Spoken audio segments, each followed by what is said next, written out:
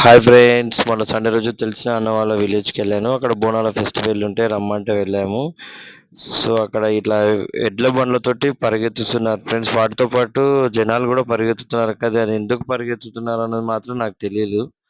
కానీ ఆ ఊర్లో మొత్తం ఫుల్ హడావిడి ఉన్నారండి ఫ్రెండ్స్. చాలా అంటే చాలా బాగా ఎంజాయ్ చేశారు. చాలా బాగా ఎంజాయ్ చేశారు ఫ్రెండ్స్ అందరూ. నాకు కూడా ఫుల్ ఎక్సైట్మెంట్గా ఫీల్ అయ్యాను. చాలా